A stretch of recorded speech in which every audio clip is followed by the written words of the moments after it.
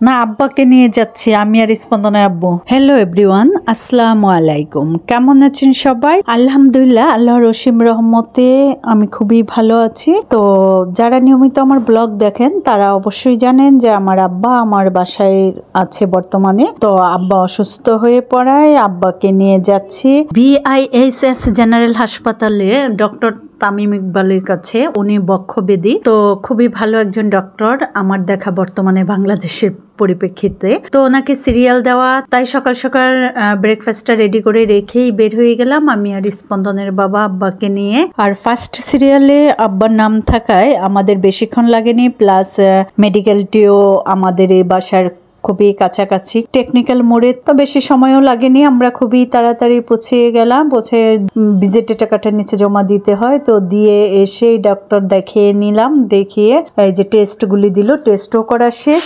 তো একটা টেস্ট দিয়েছে যেটা মিরপুরে করাতে হবে, এটা এখানে হয় না। স্পন্দন আব্বু আবার আমাদেরকে মিরপুরে রেখে, যেহেতু অলরেডি 1টা বেজে গিয়েছে, তাকে রেস্ট অফিসে যেতে হয়েছে, চলে গিয়েছে। তাই আমি আব্বাকে নিয়ে সিএনজি নিয়ে ব্যাক করলাম বাসায়। আর বাসায় ফিরতে ফিরতে যেহেতু 2টা বেজে গিয়েছে, তাড়াহুড়া করে আব্বার ভাতটা আগে চুলায় বসিয়ে দিলাম। আর এদিকে আমার হেল্পিং হ্যান্ড মিতু এই যে এসে সব ক্লিন করে রেখে গিয়েছে, পুরো বাসা এবং হাঁড়ি পাতিল সবকিছু ক্লিন করে রেখে ও চলে গিয়েছে।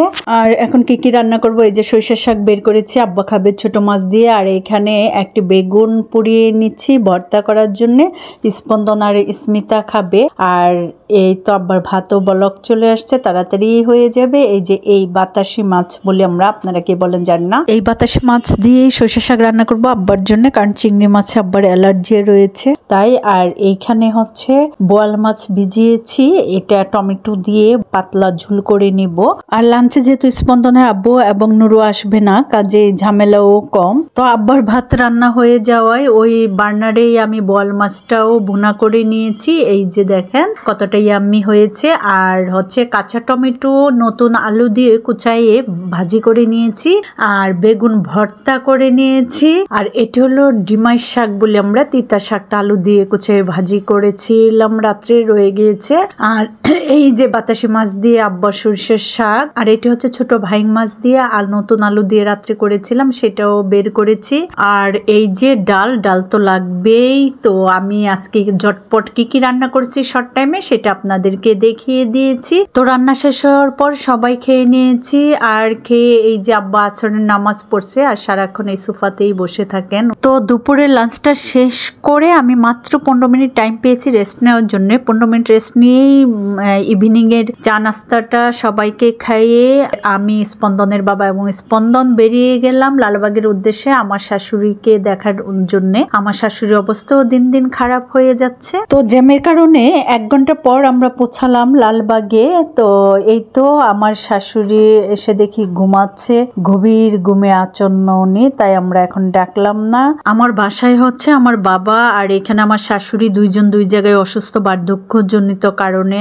একমাত্র আল্লাহ পাকেই জানেন কাকে কখন কি অবস্থায় কেমন রাখবে। তো এখন আমরা আবার চা নাস্তাটা খেয়ে নিলাম, কারণ ভাবির বাসায় আসলে তো যত রাতেই হোক চা নাস্তা খেতেই হবে। আর এই তো দেখেন স্পন্দনের বাবা এসে নিল রুমে একদম শুয়ে পড়েছে, সকাল 7টায় ঘুম থেকে উঠেছে। তো সারাদিন আর রেস্টের সময় পাইনি। আমার মেজুবাসুর আরেক সুপাই বসে আছে, এই যে আমার শাশুড়িকে আমার মেজুবাসু উঠে নিয়ে আসছে, স্পন্দনের আব্বু আদর করে দিচ্ছে তাকে। মানে যে যা বলে সঙ্গে সঙ্গে তা রিপিট করে, মানে নিজে থেকে কিছু বলতে পারে না। আর তাকে তো গোসল থেকে নিয়ে সবকিছু করিয়ে দিতে হয় এবং বাথরুম সমস্ত পরিষ্কার করতে হয়। আর এইগুলি করছে জাকির ভাই এবং ভাবি দুজনে মিলেই। এতদিন ভাবি করেছে, এখন 1 মাসের জন্য জাকির ভাই ছুটি নিয়েছে মায়ের সেবা করার জন্য। আল্লাহ ওনাদেরকে অনেক ভালো করুক, ওনারা দুজনে অনেক কষ্ট করছে। আর অনেকে বলে যে মাকে ছেলেরা কিছু সেবা যত্ন করতে পারে না, কি বাবাকে মেয়েরা করতে পারবে না। আসলে এটা ভুল।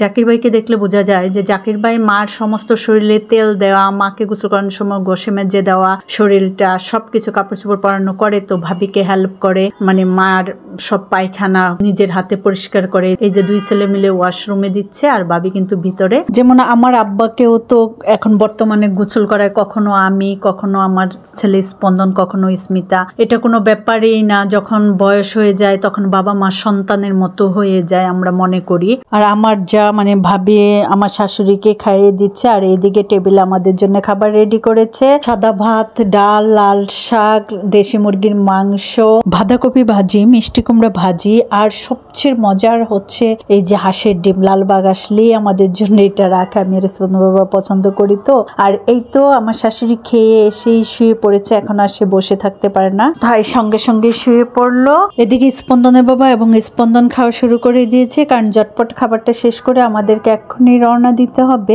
বাসায় স্মিতা এবং আব্বা রয়েছে, বিশেষ করে আর দুজন অবশ্যই আমার কাজের নুরুর কাছে রেখে এসেছি। তো ঝটপট খাবারটা শেষ করে সবার কাছ থেকে বিদায় নিয়ে এই যে আমরা বের হয়ে গেলাম আমাদের বাসার উদ্দেশ্যে। আর যেহেতু রাত 12টা বেজে গিয়েছে, কাজের রাস্তা ছিল ফাঁকা এবং খুবই তাড়াতাড়ি আমরা বাসায় চলে আসছি। তো এই ছিল আমার আজকে সারাদিনের কর্মব্যস্ততা। এখন আমি আপনাদের কাছ থেকে বিদায় নিয়ে নিচ্ছি। আল্লাহ হাফেজ, বাই বাই, ভালো থাকবেন সবাই।